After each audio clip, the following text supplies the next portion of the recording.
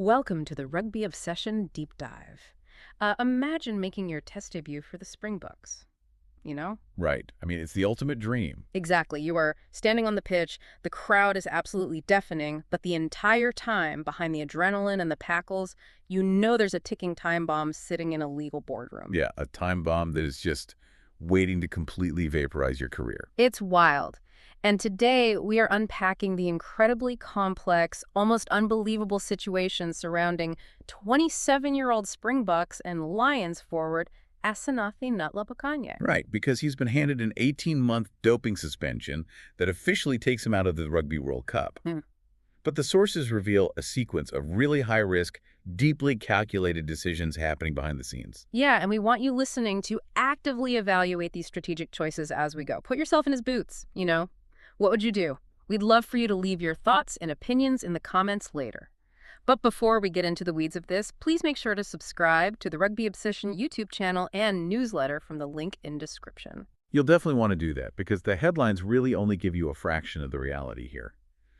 To understand the strategic moves happening right now, we have to rewind to August of last year. Right, when it was revealed that Ntlabakanye tested positive for a substance called anastrozole. Yeah, so anastrozole is classified as a hormone and metabolic modulator.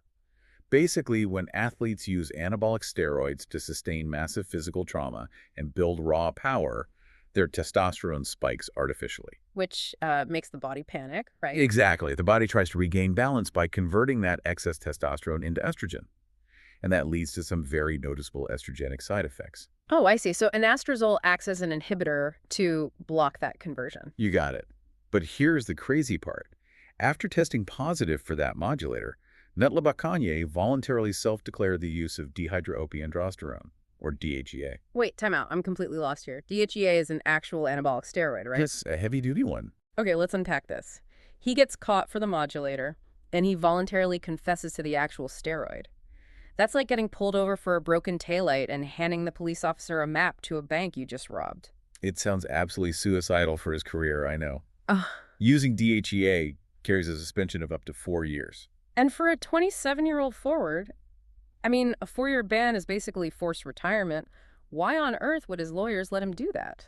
Well, within the specific legal framework of anti-doping tribunals, this voluntary admission is actually a highly sophisticated risk mitigation strategy. Ah, okay. So this is essentially a legal plea deal. In a sense, yeah. Yeah. Investigating a steroid ring or proving the intentional use of a primary anabolic agent takes immense time and money from agencies like the South African Institute for Drug-Free Sport. Right. So by raising his hand and confessing to the DHEA, he gave them the conviction on a silver platter. Exactly. He saved the governing body from a protracted legal battle. And tribunals heavily incentivize that behavior. They weigh the severity of the steroid against the subjective cooperation of the athlete. Wow. So because he promoted transparency, he got a massive discount. Yes. Instead of a career-ending 4-year ban, he was handed an 18-month sanction. Okay, that is a miraculous plea deal. 18 months means he can actually return to the sport. You'd think he'd want to start serving that time immediately to just get it over with. You think so. But before we dive into the bizarre timeline of when this ban actually started, here is a quick reminder for you listening to subscribe to the Rugby Obsession YouTube channel and newsletter from the link in description. Yes, definitely do that. So, the timeline quirk, what exactly happened here? What's fascinating here is the massive chronological gamble athletes face. When an investigation opens, an athlete has the option to accept a provisional suspension immediately. Meaning they voluntarily step off the pitch, and the final ban is backdated to that moment. They get credit for time served. Exactly. But Ntlabakanye did not take the provisional suspension. He just kept playing. Wait, really? Yeah. He played his test debut against Italy in July, and then he played in South Africa's absolute 73-0 demolition of Wales in November.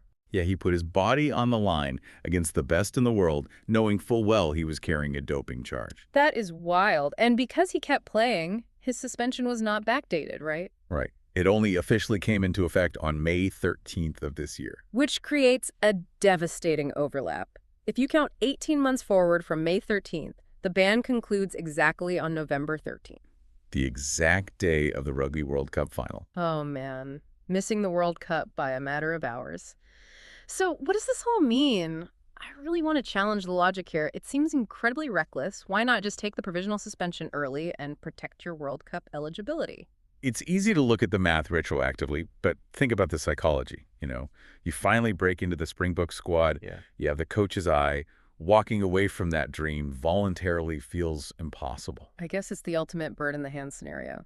The match against Italy is today, and the World Cup is a future hypothetical. But man, the consequences go way beyond just missing the tournament. There's a massive financial hit, too. A severe one. Because he continued to play, the tribunal disqualified all of his individual competitive results, player of the match awards, match fees, and bonuses from the date of the sample collection. So he essentially played those physically punishing international matches for free? The tribunal just went into his bank account and wiped it out. Yeah, they did. Though, importantly, it only applies to his individual benefits. The team results, like that 73-0 victory over Wales, those still stand in the record books. Well, that's pragmatic. You can't strip an entire nation of a win because of one forward. Okay. But for him individually, the heartbreak is huge. Missing the World Cup by one day, losing all that money, you would expect his lawyers to be fiercely appealing this right now. That is the natural expectation. He had a 21-day window to appeal with a key deadline of June 7th. And Khalid Gallant, the chief executive of the South African Institute for Drug-Free Sport, stated no official correspondence has been received. here's where it gets really interesting. Reports are saying he has little appetite for an appeal. Why? Is he just giving up? If we connect this to the bigger picture of international sports law, appealing isn't just asking for a few months off. It often results in a de novo hearing. Wait, meaning the whole case gets reviewed from scratch. Precisely. It opens Pandora's box.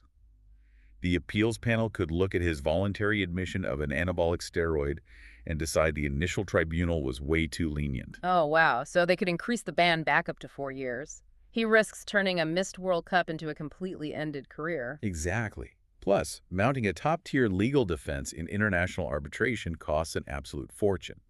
Funding an expensive appeal that might actually result in a longer ban is a terrible gamble. That makes total sense. So his best survival strategy is to just stay quiet, take the 18 months, and prepare to return when he's 29. Right.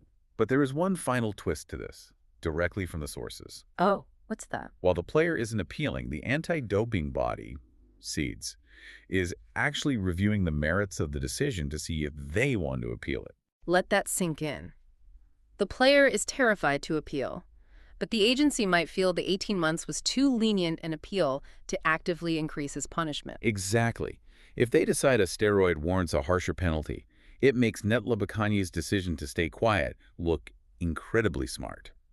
If he had appealed, he would have handed them the legal vehicle to crush his career. It really is a massive game of chicken. The player is just entirely at their mercy right now. We really want to know what you listening think about this. Should athletes even be allowed to play while doping charges are actively pending against them? Yeah, it touches on the very core of accountability versus the presumption of innocence.